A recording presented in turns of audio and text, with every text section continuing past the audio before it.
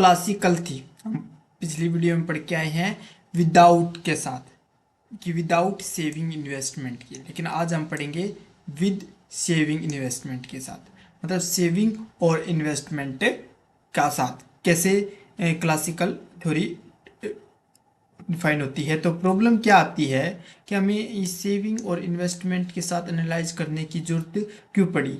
हम फुल, हमारा तो वैसे भी क्लासिकल फुल मॉडल बन ही गया था, लेकिन नहीं, पूरा मॉडल बनता है सेविंग और इन्वेस्टमेंट के साथ। तो ए पार्ट ऑफ इनकम, मतलब देख सकते हैं, हमको पता है कि अगर इनकम का एक पार्ट हम क्या कर लेते हैं, सेव कर लेते हैं, इनकम का एक पार्ट क्या करते हैं, सेव कर लेते हैं। तो सप्लाई क्या है, supply of output produce would create sufficient demand for itself. मतलब क्या होता है कि अगर मार्केट में कोई सप्लाई करने वाला है, सप्लाई करने से क्या होगा, वो जो डिमांड है उससे डिमांड बनेगी। मतलब क्या है कि कोई चीज़ बना रहा है मार्केट में तो उसकी इनकम बढ़ जाती है, तो उसकी इनकम बढ़ने से वो क्या करता है, डिमांड करता है, वो डिमांड करेगा। तो ये क्या है, लेकिन क्या करता है कि this will cause deficiency of aggregate demand. अगर देखो ये इनकम बढ़ रही है तो वो डिमांड कर रहा है, लेकिन अगर वो सेव कर लेगा, सेव कर लेगा तो क्या होगा कि मार्केट में जो एग्रीगेट डिमांड है उसकी तो कमी हो जाएगी, और विच विल क्यूज, जो क्या कारण बनेगा कि फेल इन आउटपुट। मतलब क्या होगा कि आउटपुट में गिरावट आ जाएगी। मतलब क्या होगा कि अगर लोग डिमांड ही नहीं कर रहे हैं तो लोग खरीदे क्यों नहीं, लोगों के पास इतनी इनकम नहीं है, लोग खरीद नहीं रहे, और उससे क्या हो रहा है, आउटपुट कम होता जा रहा है। आउटपुट कम होगा तो मतलब क्या है, किसी चीज़ को बनाने के लिए लोगों की भी जरूरत नहीं होगी, मतलब एम्प्लॉयमेंट भी नहीं होगा। और जो क्या करेगा, लोग इनवॉलेंट्री, मतलब लोग चाहते भी नहीं है, वॉलेंट्री इच्छा से, लेकिन इनवॉलेंट्री इनिच्छा थे, वो लोग बेरोजगार नहीं रहना चाहते, लोग काम करना चाहते हैं, फिर भी वो क्या रहेंगे, वो बेरोजगार रहेंगे। ये स्थिति देखने को मिलती है। तो इसमें सीधी सी बात है कि अगर सेविंग लोग ज़्यादा करने लग जाते हैं तो डिमांड में कमी देखने को मिलती है, और डिमांड में कमी देखने को मिलती है तो प्रोडक्शन में कमी देखने को मिलती है। अगर कोई प्रोडक्शन ही नहीं कर रहा तो अनएम्प्लॉयमेंट बढ़ जाता है, लोग बेरोजगार ज़्यादा होते हैं। तो कह सकते हैं कि सेविंग किसका फंक्शन है, रेट ऑफ इंटरेस्ट का। इन्वेस्टमेंट भी किसका फंक्शन है, रेट ऑफ इंटरेस्ट का। तो कैपिटल मार्केट में इस कारण भी सेविंग और इन्वेस्टमेंट बराबर होती है। तो देखो क्या है, जो क्लासिकल इकोनॉमिक्स थे ना, वो क्या आर्ग्यू करते हैं कि saving are not a problem. वे कहते हैं कि सेविंग कोई समस्या है नहीं, बिकॉज क्योंकि वट एवर कुछ भी कर ले, जो ऑटोमेटिकली वो इन्वेस्ट हो ही जाएगी बिजनेस के द्वारा। कैसे, इन्होंने कहा कि सेविंग और इन्वेस्टमेंट बराबर है। क्यों, कि जो सेव किया जा रहा है वो इन्वेस्ट में जा ही रहा है। तो at the full employment level पर, मतलब क्या है, यहाँ पर इसने कहा कि क्लासिकल कहते हैं कि तो कोई बेरोजगार तो कोई है ही नहीं, सभी को रोजगार मिला हुआ है। ये सरकार कहती रहती है कि सभी को रोजगार मिला हुआ है, ऐसे ये भी बोल देते हैं, मतलब रोजगार मिला तो किसी, ऐसा तो हो ही नहीं सकता कि इकोनॉमिक्स में सभी लोगों को रोजगार मिल जाए। तो ये आउटपुट दिस इंश्योर, ये क्या करता है, ये इंश्योर करता है कि नो डिफिशियंसी, मतलब कोई भी कमी नहीं है डिमांड के अंदर, डिमांड पूर्ण पूर्ण है भाई अपनी, and full employment is maintain, मतलब फुल एम्प्लॉयमेंट को मेंटेन कर लिया जाता है। मतलब देखो अब क्या बात की गई है कैपिटल मार्केट इक्विलिब्रियम में। अब देखो सवाल तो ये उठता है कि सेविंग और इन्वेस्टमेंट बराबर कैसे हो सकते हैं।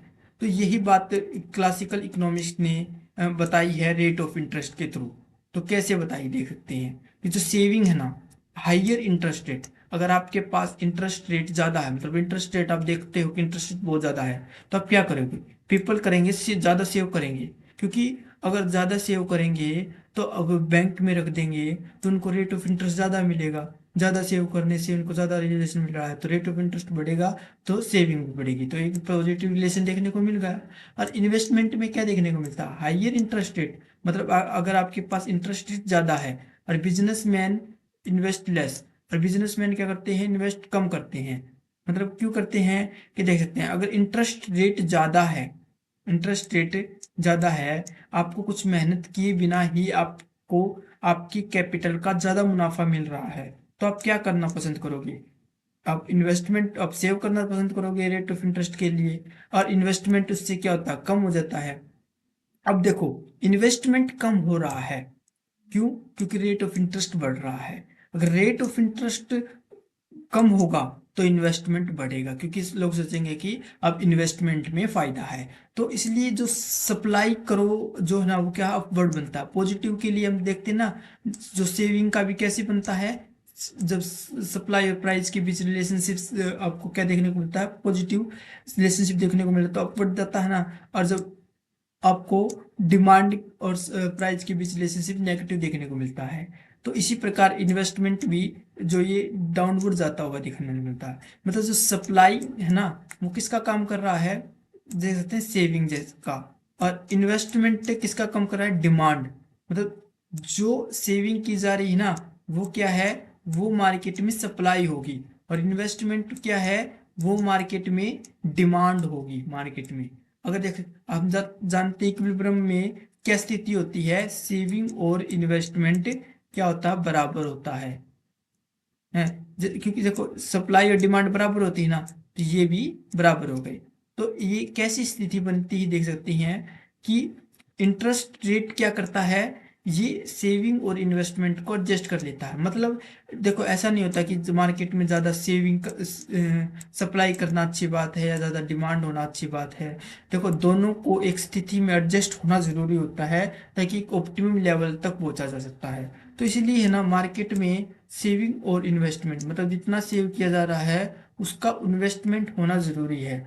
तो अगर अगर सेविंग ज़्यादा हो गई तो मार्केट, क्लासिकल तो कहते हैं सब कुछ एडजस्ट हो जाएगा, अपने आप से ठीक हो जाएगी। तो वही बात है कि अगर इसमें कहा गया कि सेविंग अगर ज़्यादा है इन्वेस्टमेंट से तो क्या होगा, इंटरेस्ट रेट गिर जाएंगे। मतलब क्यों? क्योंकि अगर लोग ज़्यादा सेव करने लग जाएंगे तो अगर देख सकते हैं कि उस चीज़ का दाम गिर जाएगा, क्योंकि सब लोग इंटरेस्ट रेट के पीछे भागने लगे। तो इंटरेस्ट रेट कब गिर जाएगा, अगर अगर देख सकते हैं इन्वेस्टमेंट इंक्रीज हो जाए मार्केट में अगर कैपिटल फ्लो ज़्यादा कर दिया जाएगा तो ये इंटरेस्ट रेट गिर गया।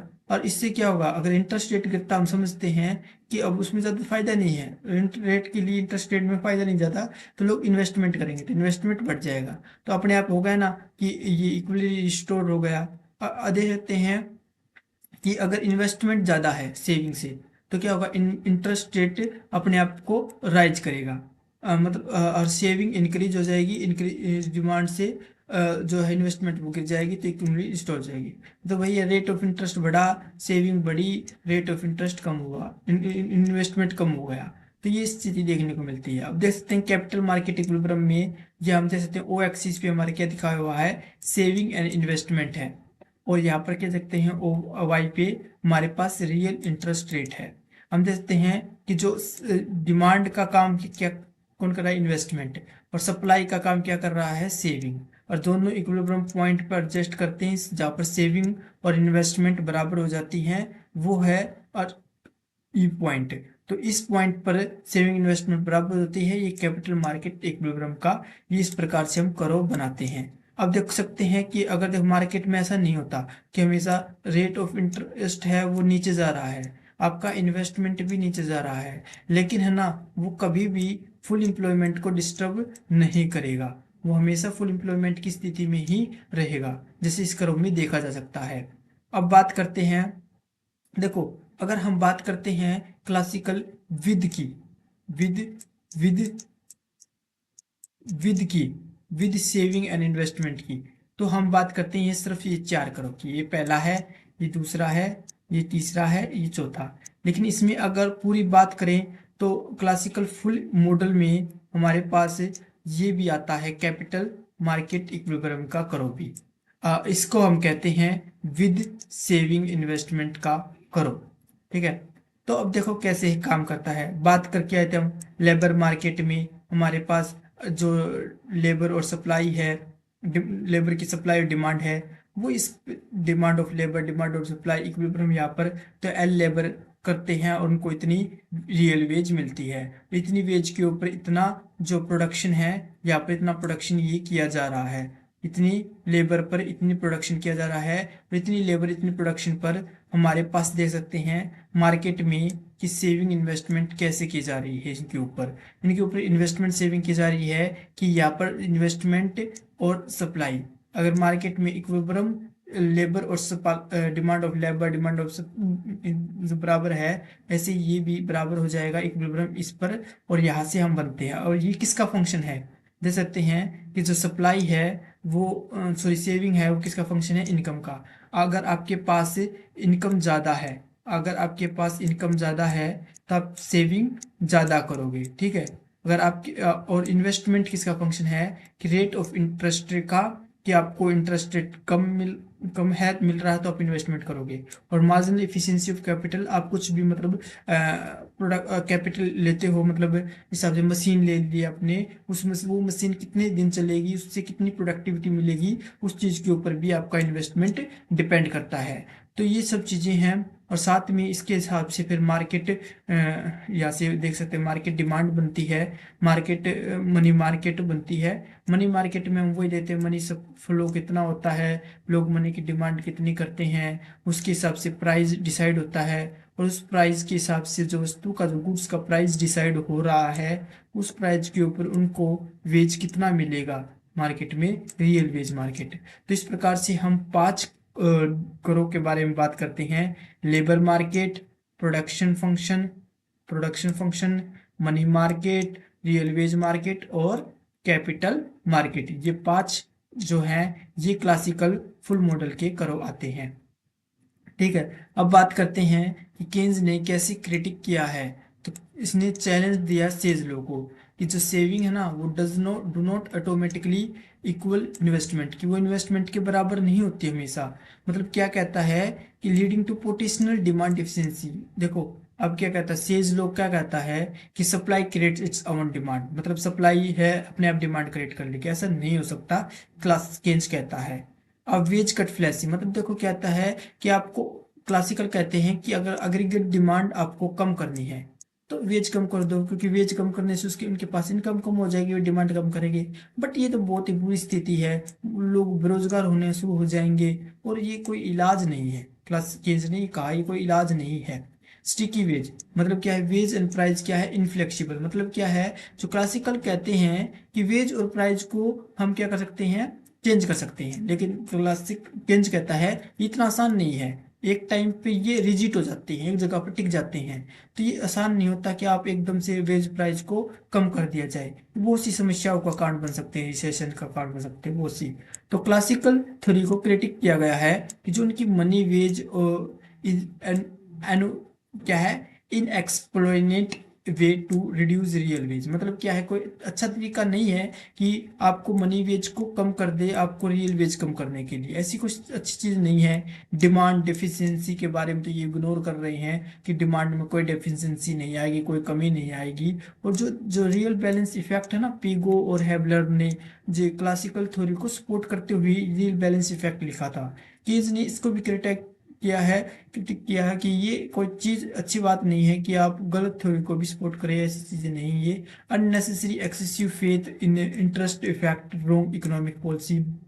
मतलब क्या है कि इन्होंने देखो दे सकते हैं, हमने इंटरेस्ट रेट के ऊपर ज़्यादा ही जोर दे दिया, ये इतना ज़्यादा इंटरेस्ट रेट के ऊपर ज़्यादा जोर देने की जरूरत नहीं थी, और भी चीज़ें हैं जो इफेक्ट करती हैं सेविंग और इन्वेस्टमेंट के रिलेशनशिप में भी हमें ज़्यादा उचित तरीके से हमें इसको रिलेशनशिप देखने को नहीं मिलती।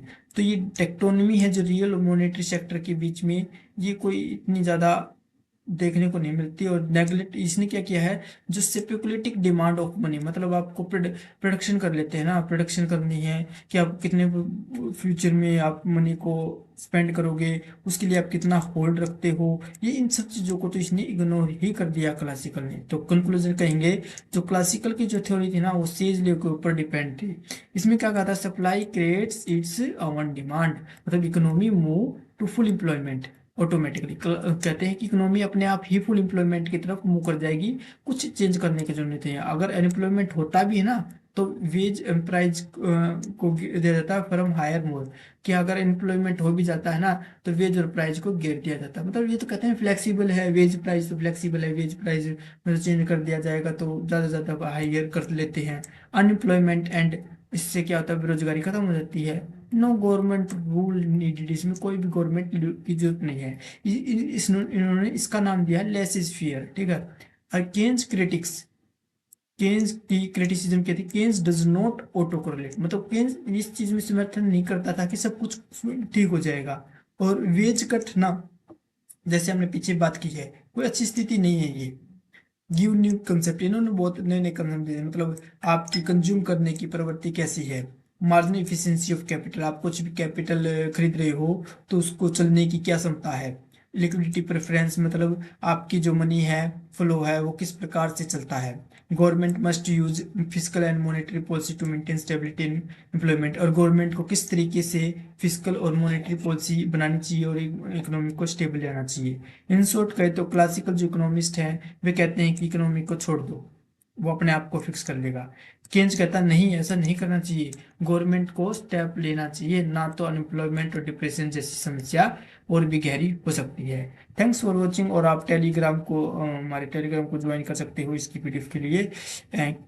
और आप पहली जो हमने पार्ट बनाया है वीडियो का वो देख सकते हो।